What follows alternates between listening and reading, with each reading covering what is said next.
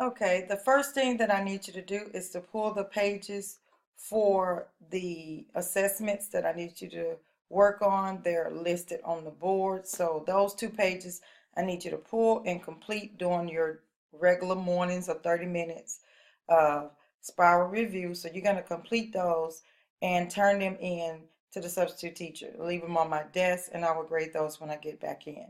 And I will also return any papers of yours that I have for you to document in the back of your motivational math book. So now what we're going to do is we're going to go over the homework from the lesson on yesterday. So on page 683, please check and make sure everyone has their homework. If someone is missing their homework and they're in my homeroom or they're in my block room, they'll know what I mean by that.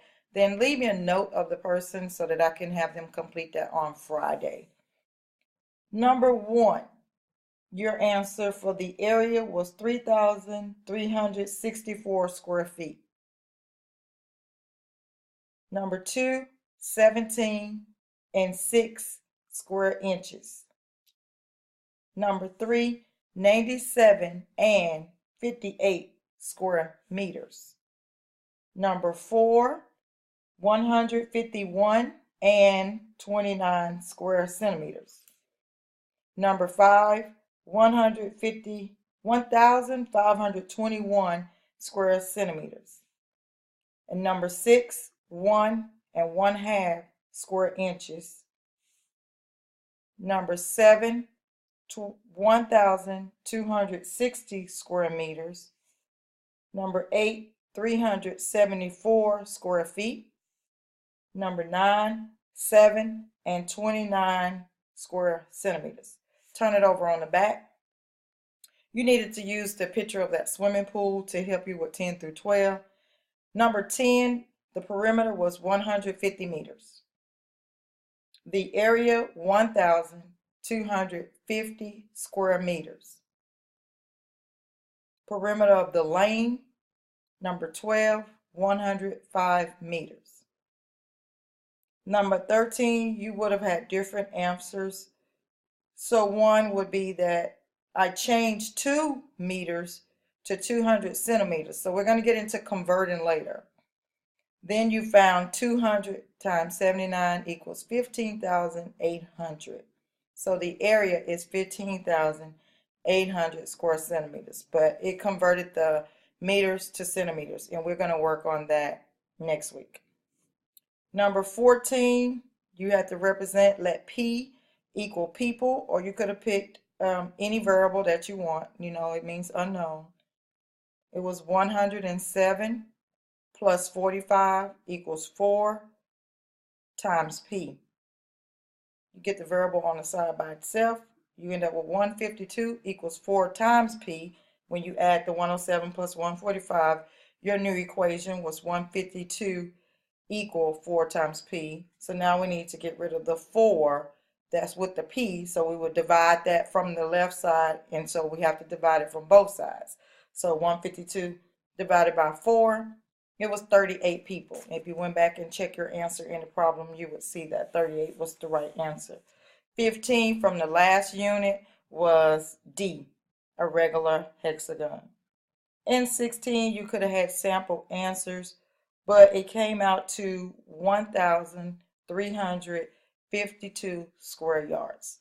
So that's a review of your homework.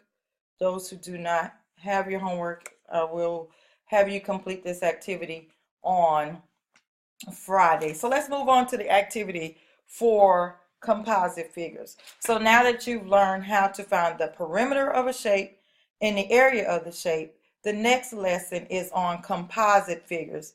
And you can go ahead and turn over in your book if you needed an example before we do the activity. So that would be on page 686. So on page 686, you see an example of the garden here, which is a composite shape. And we're going to do that activity. So I'm going to walk you through the activity, and it'll be an activity that's going to help you to understand this lesson. And then we'll do this again when I return. So the first thing that you need to do is I've already left some cards. So what I need from block 1, I need Teru to give every student 6 cards. If this is block 2, I need Shataria to give every student 6 cards. If this is block 3, I need Ivan to give every student 6 cards. Okay? So once you have the 6 cards, you're going to need graph paper. So the graph paper should also be passed out by those students. So you're going to need a graph paper, a pencil, and you're going to need your cards. If you wanted to use the color coordinating your boxes when you see what I'm doing, you can also do that. Because I know a lot of times when I'm doing things in different colors, you guys want to do it in the different colors as well. Do not spend a lot of time sharpening the color pencils. So go ahead and do your shape. You can go back and do the color pencil if you have time left over in class after you've completed the whole assignment. So pause so the students can go ahead and pass out those materials. Once they're passed out all the materials, you can start the video back up again. Okay, so I have my 6 cards. With these 6 cards, you're going to make 3 rooms. So today you're going to be an architect. You're going to design a floor plan for the home you're going to build for someone, or your home that you're going to build. So we've been working in the field of architect since last week. So we're going to continue that with the activity of area and perimeter. So I have 6 cards. So for my first room, we're going to be using rectangles. So I'm going to need a length and a width. So I'm going to pull my first 2 cards. Oh, here's my cards.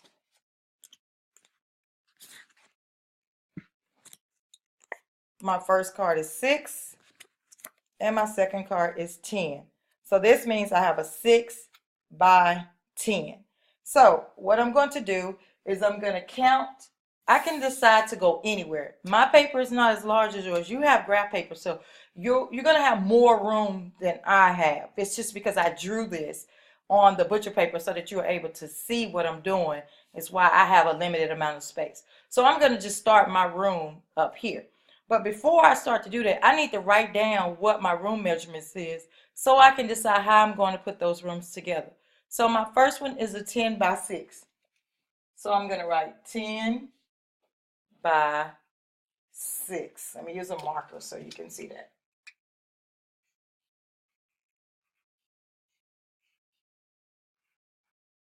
That's my room 1. So I'm going to flip my next 2 cards. I have a 6 and a 5. So this tells me this room is a 5 by 6. 5 by 6. Then I have my last 2 cards, 10 and a jack. Now my jack is an 11. If you pull a queen, then it's going to be for 12. If you pull a king, then it's 13. So once again, a jack is 11, a queen is 12, and a king is 13. And I'm going to leave that note on the board as well. So here I have a 10 by 11.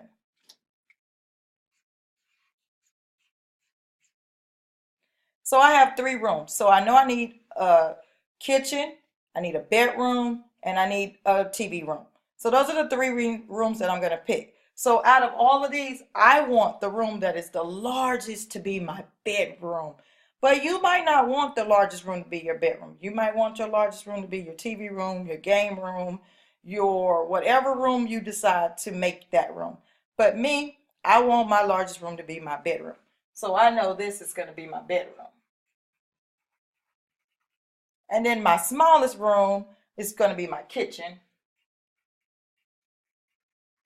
And then my living room. So now I know what each of my rooms is going to be. I have to put my rooms in the grid. But it's not just putting it in the grid. It has to touch. In your home, all your rooms touch. It's not separated into different buildings. You don't have a bedroom building, a living room building, a kitchen building. They're all connected to each other to make the home. The apartment, the studio, the school is put together as one building. So the Boys and Girls Club is put together as one building. Malls. So that's what we're doing here. You're going to put these 3 together as your room. So I'm going to do one out, show you why the video is moving, and then I'm going to show you the finished product. So for my first room, I want to go with I'm going to do this as, go ahead and put my living room here.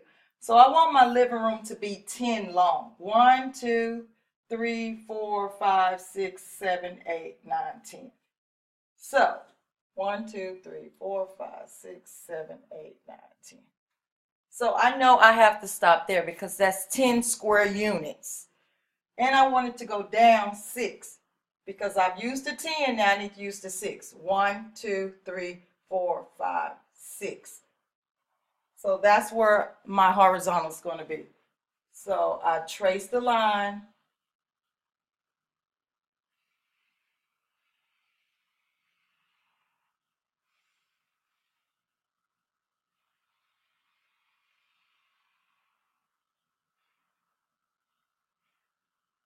And I have my living room. And my living room is 10 units by 6 units. So that is my 10 by 6. So now that I have that, I can start to work my perimeter. So I know that my perimeter formula is 2 times the length plus 2 times the width. So I'm going to have to find the perimeter. So let me put all of my rooms together, and then I'm going to start solving for perimeter and area. Now I've finished all of my rooms, living room, kitchen, bedroom. I have my measurements for length and width to match all of my rooms. So I'm going to use my formula chart, my resource material with my perimeter and area formula. Here I know my rectangular perimeter formula, so I'm going to write that. And I only worked one. So I picked the living room to show you as an example.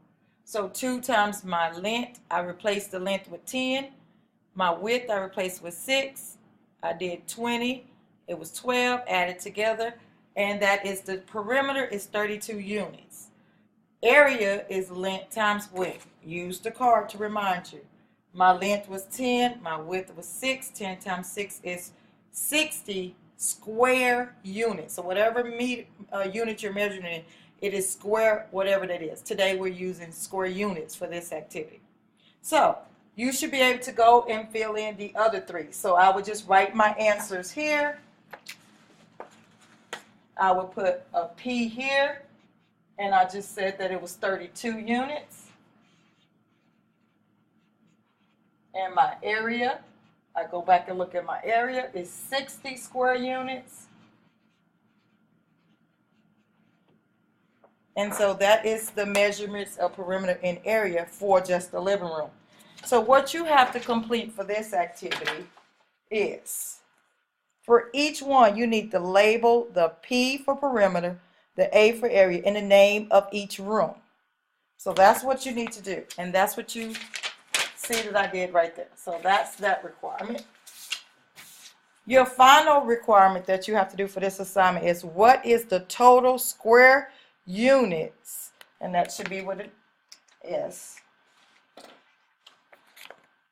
Square units of your home. So that means you're going to put all 3 of your rooms together and tell me the total square units. I'm not going to show you how to do that. I want you to think about this question and give me the total square units of your home. Make sure that your names are on the bottom or the back of this assignment and turn it in before you leave today. There's no homework other than to prepare your items for your party tomorrow and be well behaved, be engaged in the learning, and no plan. See you tomorrow.